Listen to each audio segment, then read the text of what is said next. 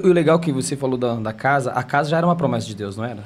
Como que foi ouvir a promessa de Deus e também a realização? Vocês postar, por exemplo, lembra quando vocês postaram aquela foto? Agora você está vendo a promessa de Deus na íntegra. Como que foi isso para vocês? Bom, foi... Então, durante 7 anos nós não tivemos casa. Certo. Só que o Senhor sempre falava com a gente. Falava assim, olha, cuida da minha obra que eu vou cuidar de vocês.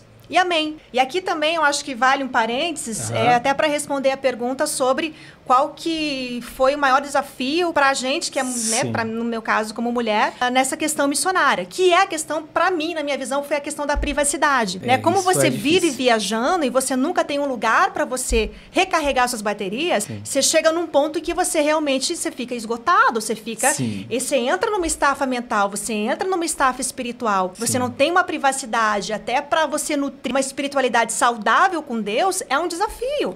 Você tem que fazer ali do jeito que dá.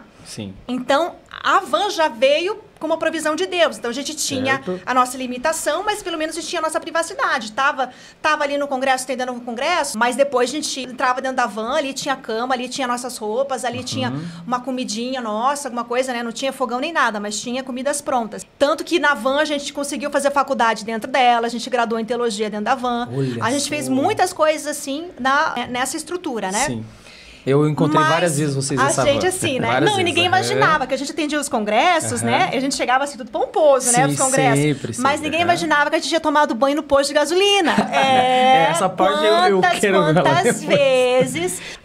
Não, tem posto que a gente chega até hoje que os frentistas são nossos amigos. Olha porque só, a gente vivia nos postos de gasolina, já conheciam a gente. E daí eu sei que depois de 7 anos, né, quase uma década de casamento, a preocupação, não a preocupação, mas a possibilidade de vir um pinguinho de gente, né? E aí, como é que vai ser? Porque uma coisa são 2 adultos, outra coisa é uma criança inserida no meio do olho desse furacão.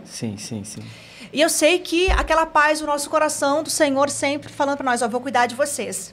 E um certo dia, a gente recebeu uma ligação de um casal de empresários falando assim, pastor Elias, nós precisamos marcar uma reunião com vocês que a gente precisa falar algo que veio ao nosso coração para que a gente fizesse por vocês. E ali marcamos uma reunião e eles falaram para nós, assim, nós recebemos uma ordem do Senhor que nós precisamos cumprir. Só que nós precisamos avisar vocês disso. E a ordem é o seguinte, a ordem que Deus nos deu é que é para construir uma casa para vocês. Meu Deus do céu.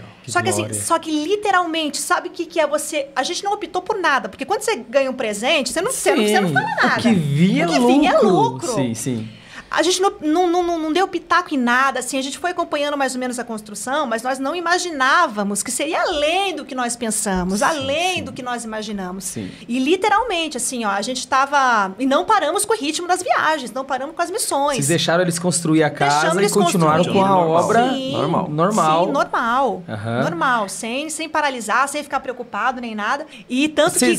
Onde é a casa hoje? Vocês não tinham nem... Vocês não moravam ali, vocês não tinham nada ali? Nada. Não tínhamos nada. E vocês iam lá visitar? Não ia? Não, também não. Foi Deus. Passávamos lá, de vez em quando passávamos lá no período da construção. Demorou uns 6 meses para 7 meses. A construção? Que rápido. Eles colocaram muitos pedreiros trabalhando ao mesmo tempo. Foi muito rápido. Foi.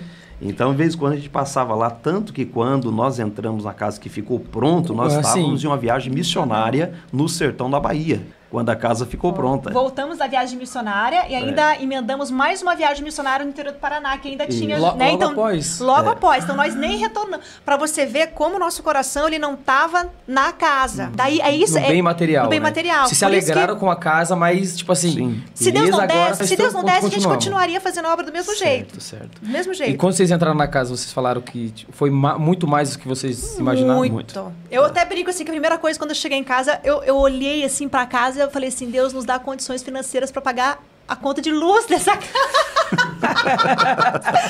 Porque é spot por ela inteira. Então, assim, é uma casa que ela foi avaliada na época, eu acho que em mais de R$1 milhão. Nossa, então, assim, não foi qualquer coisa que Deus nos deu.